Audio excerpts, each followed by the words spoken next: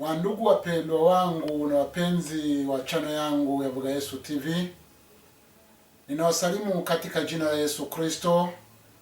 Kwa sasa tunataka kutumia lugha ya Kiswahili kwa kuzungumza neno la Mungu, kujifunza neno la Mungu kwa lugha ya Kiswahili. Hivi sasa tunataka kuangalia neno hili linalosema wageni wanasema tuliona nyota yake. Huyo ni nani? Huyo ni Kristo Yesu. Walikuwa wanaenda kuangalia kama jinsi walivyokuwa wakiambiwa, walikuwa wanaenda kuangalia Yesu Kristo aliyezaliwa.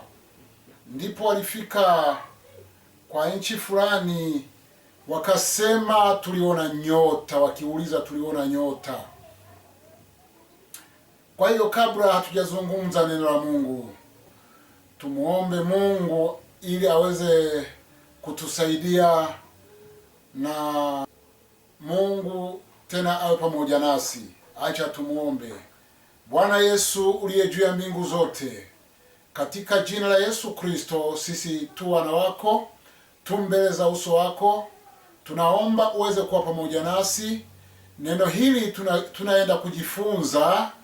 Tunaomba uweze kutuma Roho Mtakatifu aweze kutufafanulia neno hili. Bwana wetu Yesu Kristo, karibu kwa neno hili, na watakaosikiza neno lako uwabariki na kuwasaidia na kuwatafasiria neno lako ili waweze kutambua neno lako. Asante Bwana Mungu wetu, katika jina la Yesu Kristo ninaomba hivyo, amen. Tumeishaona ya kwamba wageni kutoka mashariki waliuliza na kisema tumeona nyota. Tumeona nyota yake. Waliuliza aliyezaliwa iko wapi? Tumeona nyota yake. Hii nyota waliyeiona ilikuwa ni nyota, ilikuwa ni ufafanuzi wa kifalme. Hawa wageni ni watu walifuata mambo ya nyota. Walikuwa waliona ni nyota ya kifalme. Ndiyo maana waliuliza, walisema tuliona nyota. Tena nyota zilikuwa ni nyingi, lakini wakasema tuliona nyota. Hiyo ilikuwa ni nyota ya kifalme. Sasa wale makuhani walikuwa wanapaswa kufunza watu juu ya mkombozi, juu ya Mwokozi, juu ya kuja kwa Mwokozi, lakini wao nao walikuwa hawajui juu ya kuja kwake. Ndipo Mungu alitaka kujionesha na kujidhihirisha. Aliacha heshima yake mbinguni, akavaa mwili, akajifananisha na mwanadamu. Hivyo Mungu akawatuma malaika kuwaambia wale wachungaji mahali pale wangeweza kumuona. Tumeona ya kwamba Simeoni na Ana walikuwa mle hekaluni, wakamuona Mwokozi. Hao kama jinsi walivyoambiwa, ndio waliweza kushuhudia ya kwamba Yesu Kristo ni Mwokozi kama jinsi walivyoambiwa. Mungu alikuwa akitazamia watu wengine kujua kwamba Kristo alikuwa amekuja zaidi ya Wayahudi.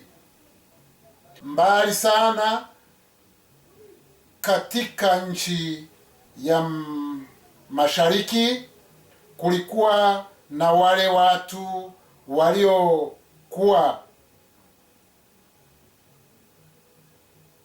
wana busara, ambao walikuwa wamejifunza juu ya unabii muhusu Masihi.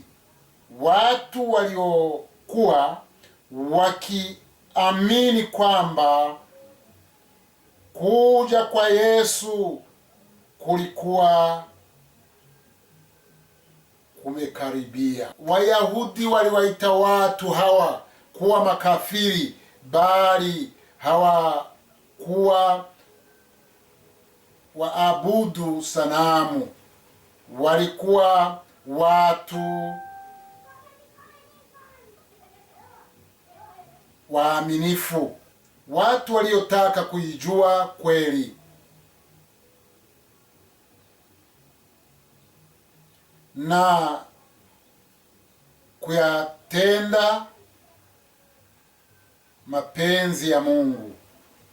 Mungu huangalia ndani ya roho, naye alijua kuwa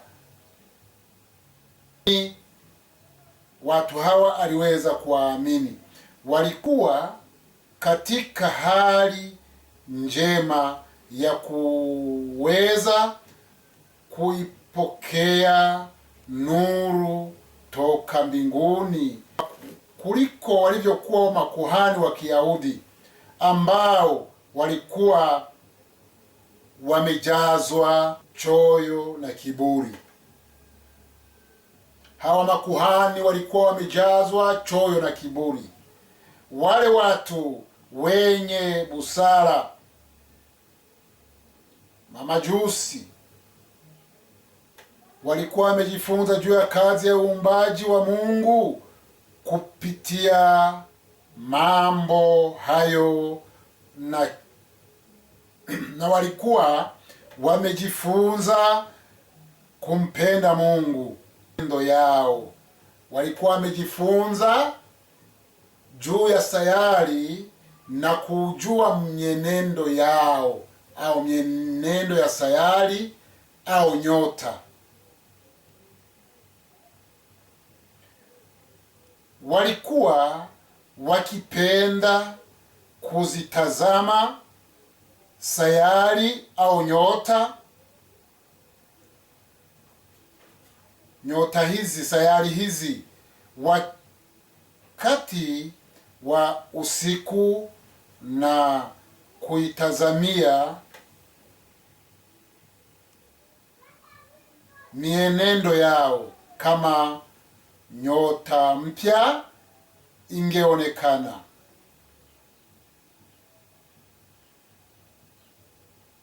Tunaona ya kwamba walikuwa wanajifunza kuhusu sayari na mienendo yao kama nyota ya mpya ikionekana.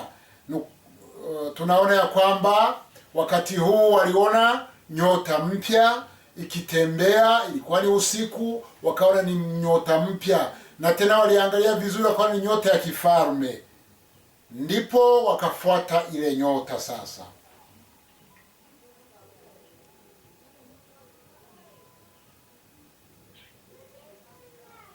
Sasa hiyo nyota wangeikaribisha kama tukio kuu. Nyota hiyo imeikaribisha kama tukio kuu katika siku ile malaika walipowajia wachungaji wa Bethlehemu. Wale mamajusi walikuwa wameiona nuru isiyokuwa ya kawaida katika mbingu. Ulikuwa ni utukufu uliokuwa umelizunguka lile kundi la wachungaji. Ulikuwa utukufu uliokuwa umelizunguka lile kundi la malaika wa mbinguni. Mara nuru hii ilipofika, walikuwa wameona katika mbingu kitu kilichokuwa kama nyota, nyota mpya. Waliona kule mbingu kitu kilichokuwa kama nyota. Kitu hicho kilikuwa nyota. Nyota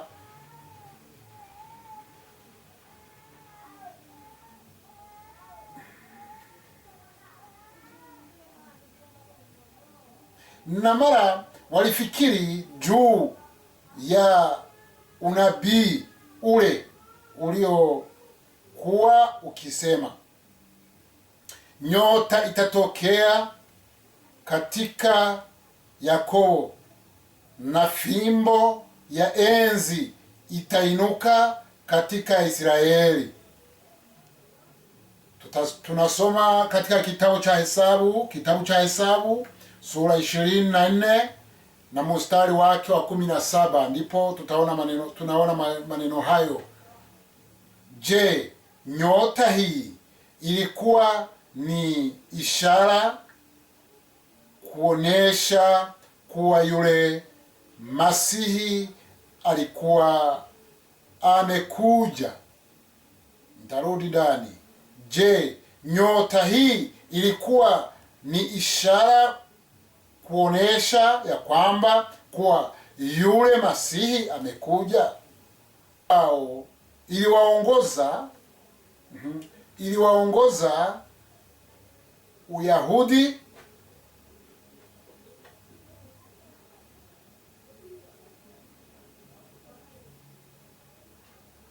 na kuona pale mahali ambapo iliwaongoza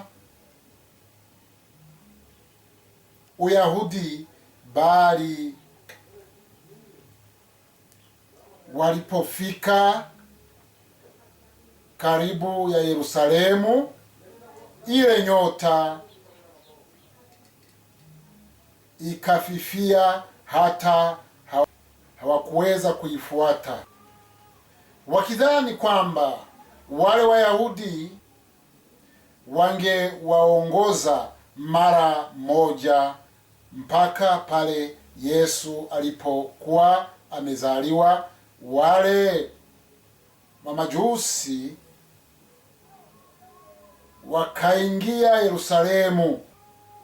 Yuko wapi aliyezaliwa mfalme wa Wayahudi? Kwa maana tuliona nyota yake mashariki, nasi tumekuja kumsujudia. Basi mfalme Herode aliposikia hayo, alifadhaika, na Yerusalemu pia pamoja na akawakusanya wakuu wa makuhani wote na waandishi wa watu,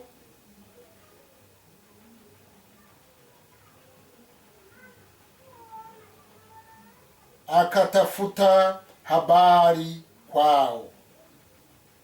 Kristo alizaliwa wapi? Nao wakamwambia, katika Betlehemu ya Yuda, kwa maana ndivyo ilivyoandikwa na nabii. Mathayo sura ya 2 mstari wa 2 hadi mstari wa 5. Herode hakupendezwa kusikia habari za mfalme ambaye siku fulani angeweza kukichukua kiti chake cha enzi. Hivyo akawachukua wale mamajusi peke yao na kuwauliza, ni wapi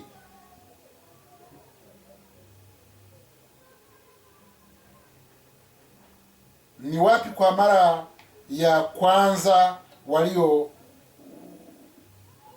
walipoiona ile nyota, ndipo akawatuma Betlehemu akiwaambia, shikeni njia mkaulize sana mambo ya mtoto, na mkisha kumwona nileteeni habari, ili mimi nami niende nimsujudie.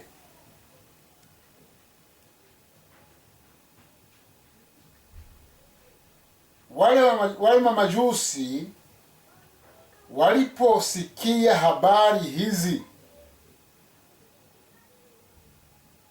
wakaanza tena safari yao. Walitazama ile nyota, walipoona mashariki wakaifuata, na nyota ikaenda ikasimama mahali palipokuwa mtoto aliyezaliwa. Wakaingia nyumbani, wakamwona mtoto pamoja na mamaye, wakaanguka wakamsujudia. Nao walipokwisha kufungua hazina zao, wakamtolea tunu, dhahabu, uvumba, wakamtolea tunu na dhahabu na uvumba na manemane. Tunasoma katika kitabu cha Mathayo sura ya 2 mstari wa 2 hadi 11. Vile vitu vya thamani zaidi ambavyo wale mamajusi walikuwa navyo, walivileta kwa Mwokozi.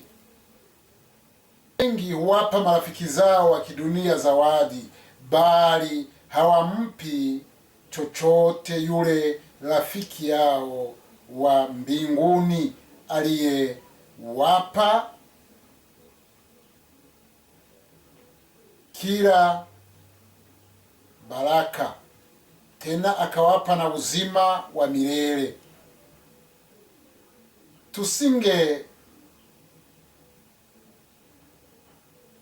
Tusingefanya hivyo, tungemletea Kristo vile vitu bora tulivyo navyo. Tungempa Kristo vile vitu bora tulivyo navyo. Wakati wetu, pesa zetu na upendo wetu, tunaweza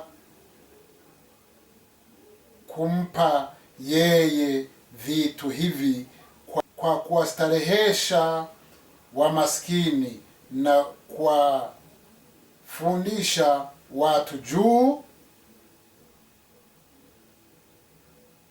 ya huyo Mwokozi. Kwa hivyo tunaweza kusujudia katika kuokoa wale watu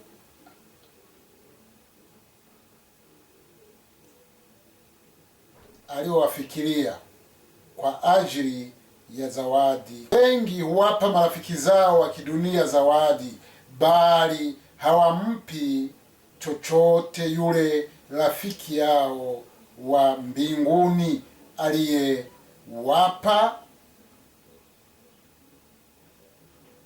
kila baraka, tena akawapa na uzima wa milele.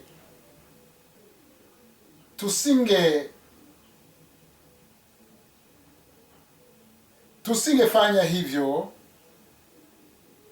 tungemletea Kristo vile vitu bora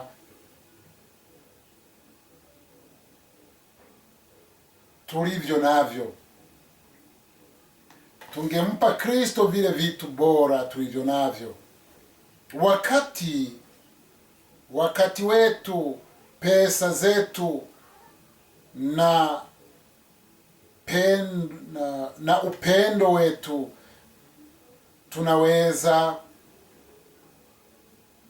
kumpa yeye vitu hivi kwa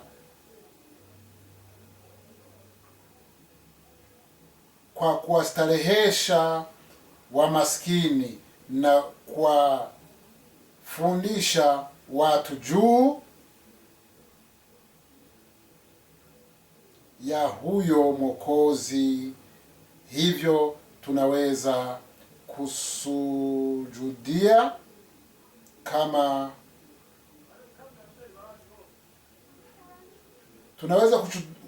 kwa hivyo tunaweza kusujudia katika kuokoa wale watu aliowafikiria kwa ajili ya zawadi, ili Yesu aweze kutubariki. Amen. Wandugu wapenzi, tulikuwa tunajifunza neno hili juu ya kuja kwa Kristo, jinsi mamajusi waliweza kwenda kushangilia na kumwona Kristo. Tuliona kitu kikubwa, mambo makubwa mamajusi walichokifanya. Walitoa vitu vyao vya thamani ili waweze kumpatia Kristo. Sasa tujiulize, sisi tunaweza kumpa nini? Wewe unaweza kumpa nini?